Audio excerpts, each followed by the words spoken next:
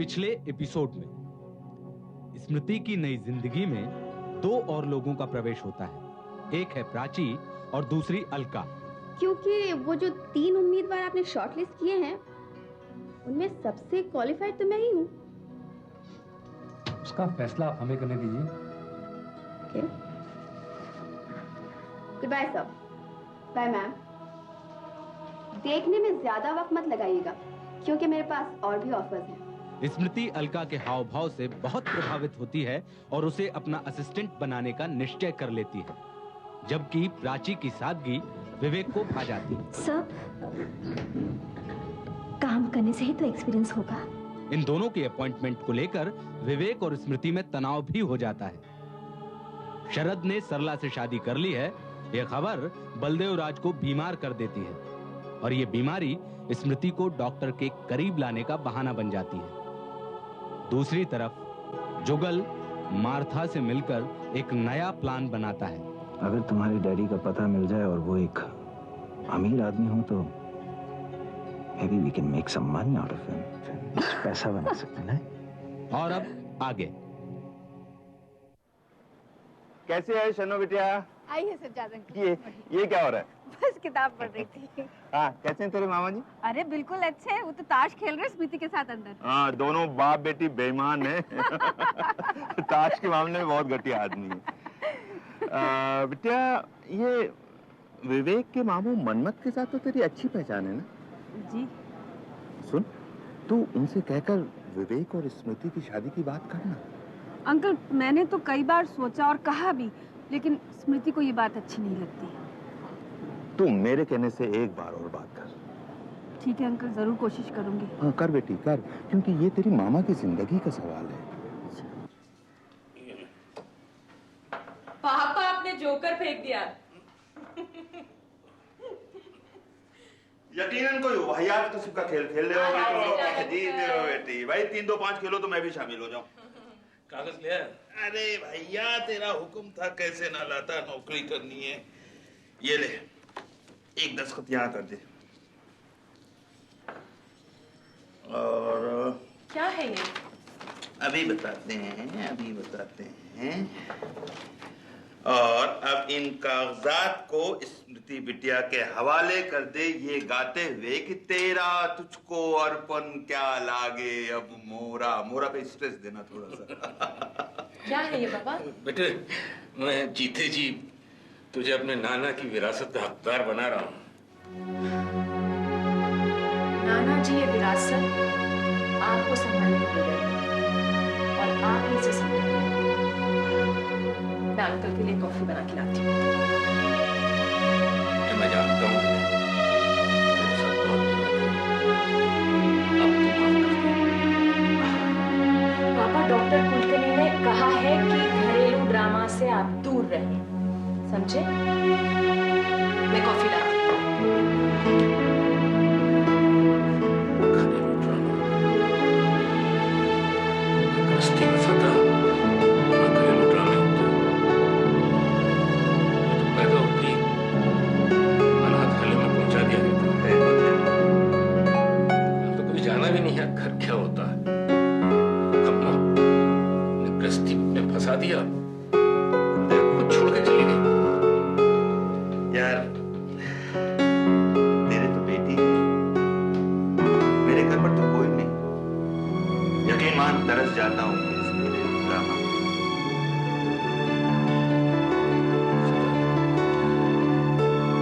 मेरी जिंदगी खत्म हो इससे पहले मैं चाहता हूँ कि इस ड्रामे को सही अंजाम तक पहुंचा दे। क्या बकवास कर? हाँ, बात तो सुनो। मैं चाहता हूँ स्मृति और विवेक की शादी हो जाए, तो उसमें मेरी मदद करेगा। फिक्र मत कर बंदेओ, मैं तो पहले ही कोशिश में लगा हुआ हूँ। मैं और शनु दोनों। वो घर आए हमारे खुदा की कुदरत से, कभी हम उन्हें कभी अपने घर को देखते हैं। मजाक मत करो, मैं बहुत ही सीरियस बात करने आई हूँ। मैं भी एकदम सीरियस हूँ शनो। इतने हाथ जोड़ने के बाद बड़े मुश्किल से आप हमारे घर आई हैं और मैं बहुत बहुत बहुत खुश हूँ। मनमत, मामा जी को माइल्ड हार्ट अटैक आया। अरे, अब वो कैसे? I hope he is okay. ठीक है, पर जब तक स्मृति का रिश्ता नहीं हो जाता कहीं उन्हें चैन नहीं मिलेगा। देखो तुम विवेक से स्मृति का रिश्ता कर दो ना, हम लोग बहुत एहसान होंगे। मुझे तुम्हारी बात बिल्कुल समझ नहीं आ रही। एक और तुम ये कहती हो कि स्मृति तुम्हारे खिलाफ है, इसलिए तुम मुझसे मिल नहीं सकती, और दूसरा तुम मुझसे यह कह रही हो कि विवेक और स्मृति का रिश्ता करा दो, उस विवेक के साथ जिससे स्मृति सीधे मुंह बात भी नहीं करती। देखो वो ठीक हो जाएगी, तुम बात तो करो प्लीज मेरे खातिर। बस मैं इसीलिए तुमसे मिलने आई थी, वरना मैंने तो डिसाइड कर लिया था कि मैं अब तुमसे कभी नहीं मिलूंगी। मैं नहीं चाहती कि स्मृति की नाराजगी की वजह से मैं घर से बेघर हो जाऊं। मेरा कोई तुम कभी बेघर नहीं होगी शन्नो, तुम्हारे लिए हमेशा जगह है मेरे घर में और मेरे दिल में। आप ये सब मुझे क्यों समझा रहे हैं? मन थॉमस स्मृति किसी और से प्यार करती है और उसे अभी तक भूली नहीं है। विवेक, तुम भी तो स्मृति से प्यार करते हो, और ये तुम्हारे प्यार का तकाजा है कि इस नाजुक मौके पर तुम उसके लिए एक सहारा बनो। और बेटे मुझे पूरा यकीन है कि अगर तुमने स्मृति के साथ शादी कर लिया तो डॉक्टर बलदेवराज अपनी बीमारी से उबर सकेंगे। आप ये सब मुझे क्यों कह रहे हैं? मैं तो कब से तैयार बैठा हूं, जाकर स्मृति को कहिए ना। नहीं नहीं बेटे, देखो मेरे कहने से और बात बिगड़ेगी, तुम ही उसे धीरे धीरे समझाओ ना। ये तो कोई ऐसा काम नहीं था जो मेरे बगैर अटक गया हो। अरे भाई तुम पार्टनर हो, तुम्हारी मंजूरी लेना तो जरूरी है। अब मैं पार्टनर नहीं हूँ, चीफ एग्जीक्यूटिव ऑफिसर हूँ। श्रीनाथ इन्वेस्टमेंट के लिए अगर किसी बात की मंजूरी लेनी हो तो सज्जाद अंकल से बात करनी पड़ेगी, मुझसे नहीं। कम ऑन स्मृति, कागज पर अपनी हैसियत तुम कुछ भी करवा लो, हो तो तुम पार्टनर ही। In fact I was going to suggest कि तुम अपनी मैनेजिंग डायरेक्टर की पोस्ट पर वापस आ जाओ। I think about it. Smriti, recently जो तुम्हारे साथ हुआ उसे लेकर तुम्हें कितना दुख है उसका मुझे खूब अंदाजा है। मैं तो तुमसे ये कहना चाह रहा था कि तुम मुझे अपना हमदर्द बना लो स्मृति। मुझे किसी की हमदर्दी की जरूरत नहीं है। लेकिन मुझे तो है। अगर तुम मुझे अपना हमदर्द नहीं बना सकती हो तो तुम मेरी हमदर्द बन जाओ। इस किस्म की रुमानी बातें करने का मूड नहीं है मेरा। यही तो मेरा दर्द है स्मृति, कि मेरी बात कभी तुम तक पहुंचती ही नहीं है, तुम्हारे दिल तक कभी नहीं पहुंचती है, खाली तुम्हारे दिमाग से टकरा कर लौट आती है। क्या करूं, जरा ठस दिमाग है। आई डिडंट मीन दैट स्मृति। जब मैं इंडिया आकर इंडस्ट्री लगाने की सोच रहा था तो साथ एक वजह ये भी थी कि जाकर तुमसे मिलूं।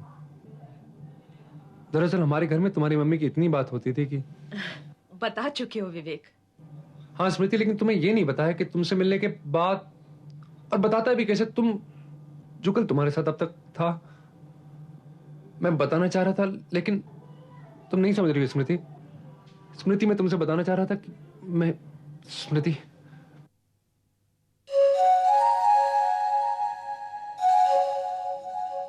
क्या है ये?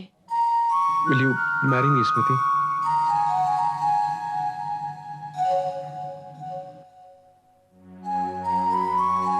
विवेक, मुझे जानकर बहुत खुशी हुई कि तुम्हें मुझसे इतना प्यार है। But I don't want to talk about marriage.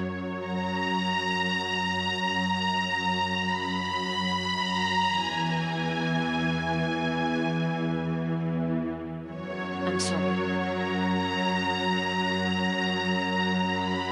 Sorry.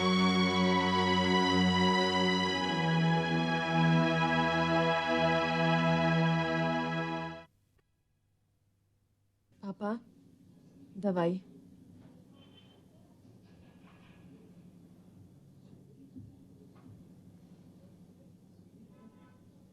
Thank you बेटे। बेटे मैं कह रहा था कि आप कुछ मत कहिए पापा, आराम कीजिए प्लीज। तेरी चिंता होते हुए आराम कैसे कर सकता हूं? बेटे तूने विवेक को शादी के लिए मना क्यों कर दिया? पापा, मेरी शादी की बात न सोचिए न कीजिए। मैं आप ही की बेटी हूं और जिंदगी में एक ही इंसान से प्यार कर सकती हूँ। सुन, अगर जुगल वाकई तलाकशुदा है तो उससे शादी कर ले। जुगल मेरे लिए मर चुका है पापा।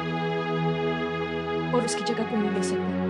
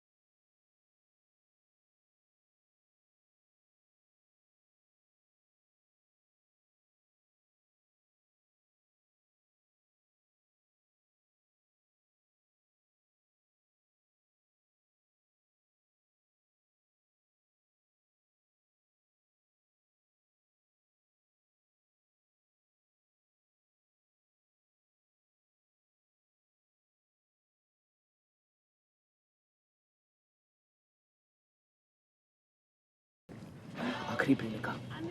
आखिरी? हाँ, हेनरी ने भी मुझे धोखा दिया। हाँ? हेनरी? हेनरी। You mean कमो की तरह? कमो ने भी? कमो ने भी। How sad. उसको ऐसा नहीं करना चाहिए था। हेनरी, आपको हेनरी से बात करनी चाहिए। मैं कमो से बात करूंगी। मैं उसे कहूंगी उसको ऐसा नहीं करना चाहिए था।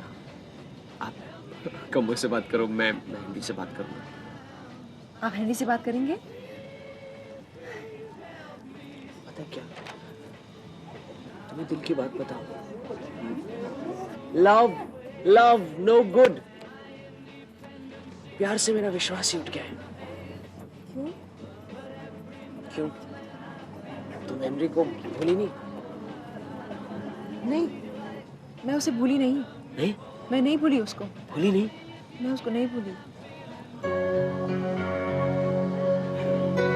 मैं नहीं भूली हेनरी को। मैं तो उसी के लिए जीती हूँ। हर घड़ी हर जगह वही दिखाई देता है। आई मिस हिम, मालूम है अभी मैं तुम्हें देख रही हूँ मगर मुझे अपना हेनरी दिखाई दे रहा है।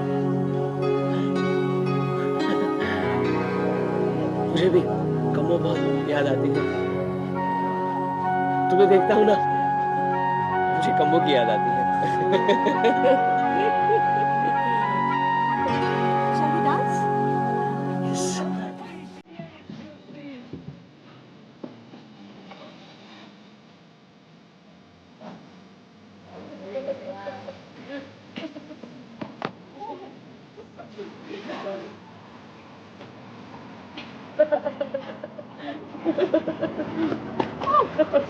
Sorry.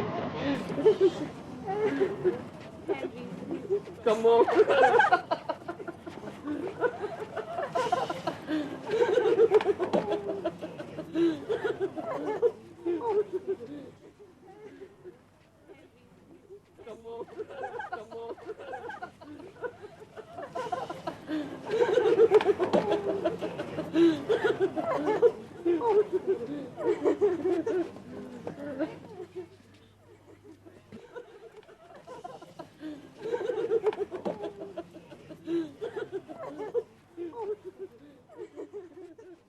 मेरा डैडी मेरा मम्मी के साथ 1 महीना भी नहीं रहा, इसलिए उनका कोई एल्बम नहीं है, सिर्फ ये 2 फोटोग्राफ।